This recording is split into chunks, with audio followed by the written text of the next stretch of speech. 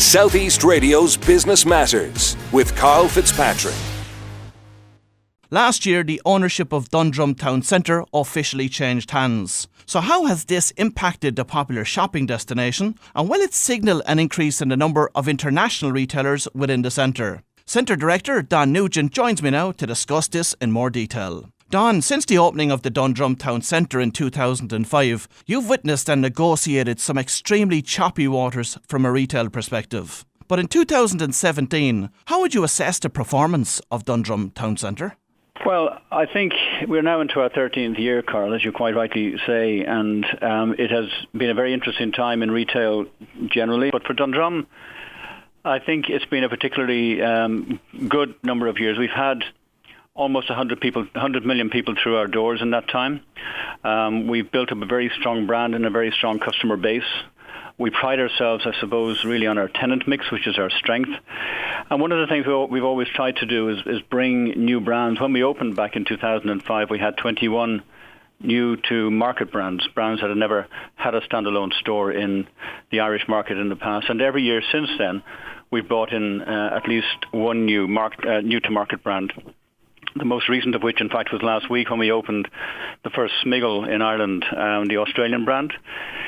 We're not quite sure yet, but we're told it may well have been the most successful opening for any of their stores globally, which is a great tribute to Ireland. Excellent. Now, last summer, the ownership of Dundrum officially changed hands. But has this development altered the direction of the centre in any way? Well, I'd see it as a positive. We were acquired in a joint venture by Hammerson and Allianz. And Hammerson, as you may well know, are owners and managers and developers of retail destination across the UK and across Europe. The most positive aspect that I'm looking forward to with the team here is the investment that Hammerson will make in the scheme. They bring a lot of experience and relationships with leading brands globally that they have in some of their centres in the UK. What we will see is investment in bringing the centre forward to the next level in terms of both the tenant mix and also some capital investment in the scheme. So it's a very positive move from our point of view. And looking at the mix of retailers who currently inhabit the centre, how could it be described in terms of national and international retailers? We have about 170 tenants, 45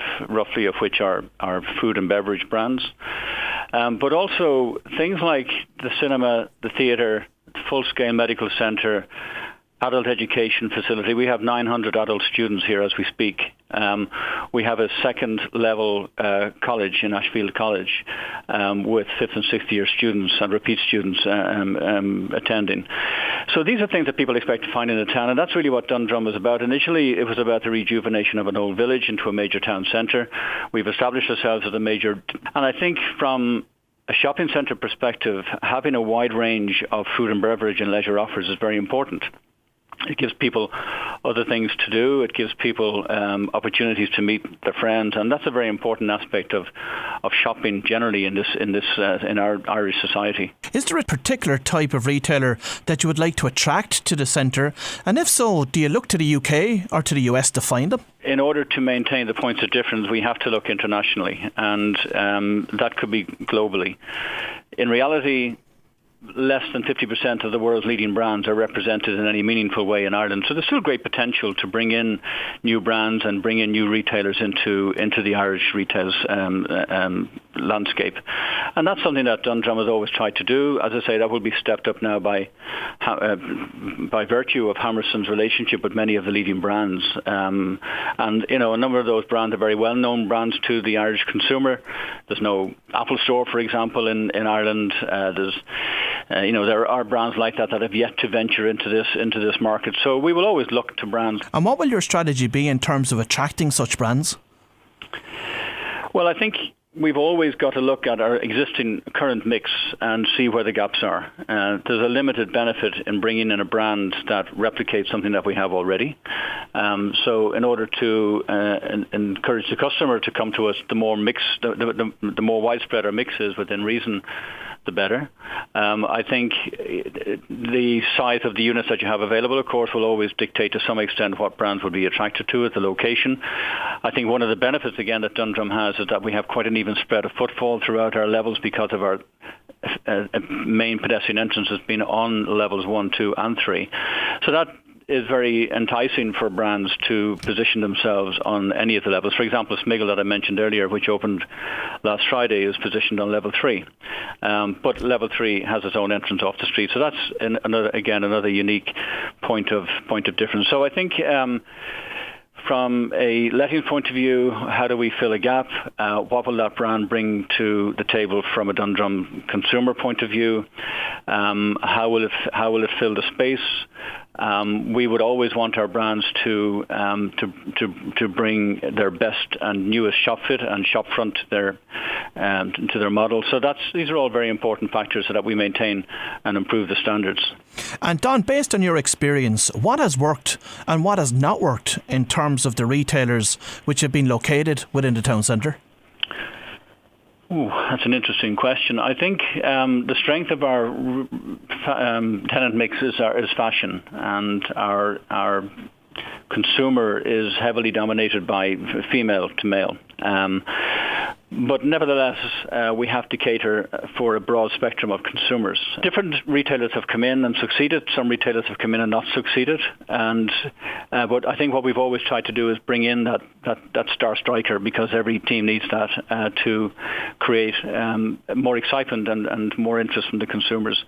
And it's an ever-changing landscape out there. Retail brands are changing at a much more rapid rate than they used to. And that's largely because consumers dictate that you'll succeed if you give me what I want. And I think that's a very good thing. And I think we're in a position to react and respond to that. Now, experiential retailing is very much on trend at the moment, and this has always been a key component of Dundrum Town Centre. Talk to me about some of the ways in which Dundrum has successfully created this environment. Well, I think we're partly in the business of theatre in a business like this, because I keep talking about the Dundrum experience, and I think that's very important. So very recently we had a charity-related event called Shop for Good, which engages the customer to buy a coupon which entitles them to discount in participating stores, and the euro that they spend on that coupon goes directly to the charity, which in this case was Pieta House. And over the last couple of years, we've raised over €100,000 just through that event, and through very good support from our tenants and from our customers. So the customer gets the discount, the tenant gets the sale, and the charity, of course, gets the money. And that's a nice integration. We're in the middle of launching now the Dermot Gavin Garden of Pure Imagination. And this is a really exciting event for us. We started talking to Dermot back in December of last year, where he had this event in the Chelsea Flower Show last year called the Garden of Eccentricities. And we're bringing this brick by brick, piece by piece, plant by plant to Dundrum. He always wanted to bring this to Ireland, and he felt that Dundrum would be the perfect place to host this. So launching this is a very exciting, very different and unique event for a centre like this. But again, as a town centre, we feel that we're perfectly positioned to launch such an event. And there'll be lots of activities around this. We'll be running this until the second week of September. Lots of things going on throughout the summer. But I think people will be surprised when they see this garden, because it's not just your ordinary garden, it's an animated garden. I don't want to give too much away because there's an element of surprise attached to this. But we've been building this for 2.5 months. So events like that are important for us, and we have a number of platforms during the course of the year where we create that experience and the experiential activity to give people a sense of enjoyment and just something different. And we want people leaving here thinking, I really enjoyed Dundrum Town Centre today, whether it's from a service point of view or an experience point of view, a shopping point of view. They're all important elements. And do you have a structured process in place for identifying new ways in which this experiential feeling can be enhanced? I don't know if it's a structured process, Karl. I think we keep pushing ourselves to come up with new ideas. We do, of course, look at what's happening in other locations, but we always have to think about what works best for our consumer, for our tenants. So it very often it's about fundamental things like think tanks and sharing ideas and trying to do something that's a little bit different. And what is very important for us is after each of the events, such as the ones I mentioned, we will always have a review: what worked, what didn't work, what can we do better next time? What was the customer feedback? What was the tenant feedback? So those things are very important, so that we always try to improve it, but more importantly, always try to make it that little bit different next time around, so it's not the same old event as last time. And Don, in your opinion, are the retailers in the centre doing enough to create an experience within their own stores? Well, we have a very good relationship with our tenants. I think the beauty of Dundrum Town Centre is that our tenants are by and large blue chip operators. They're Irish and international brands, pretty much all of which will be recognisable. They're well-established, sophisticated companies that know how to run their business. I think one of the things that they have managed very well is adapting to the Irish market, which is a little bit different to some of the other markets that they operate in.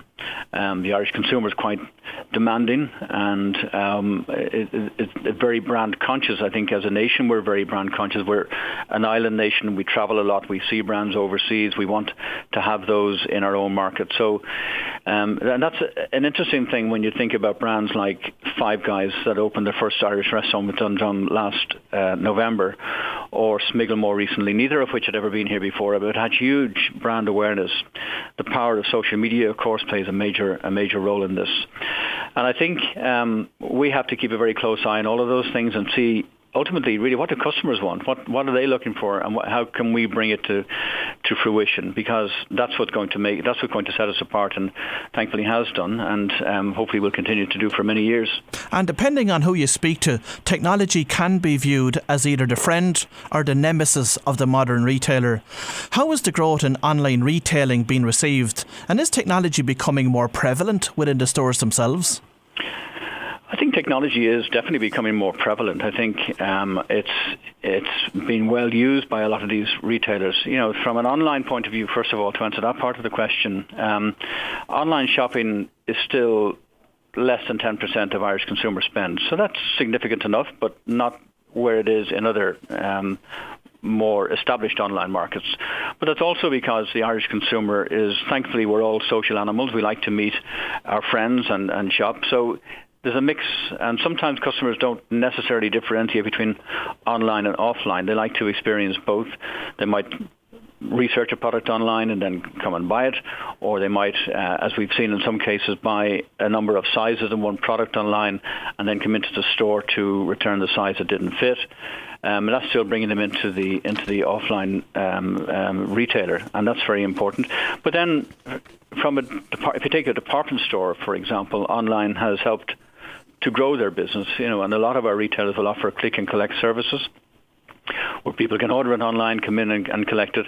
And again, that's important. They might come in and have a cup of coffee. They might go and shop somewhere else. And the combination of all of those factors has helped us to grow our footfall every year. So we're not seeing a slippage in footfall due to the demands of online shopping. What we are saying as retailers is that online is here to stay. Let's embrace it. How can we use that to grow our business? And as I mentioned earlier, our retailers, by and large in Dundrum, are sophisticated retailers. They're looking at this market all the time. They're looking at these opportunities, and they're taking those to provide a better experience and service to customers. Now, there's no doubting Dundrum has been a phenomenal success over the past 13 years.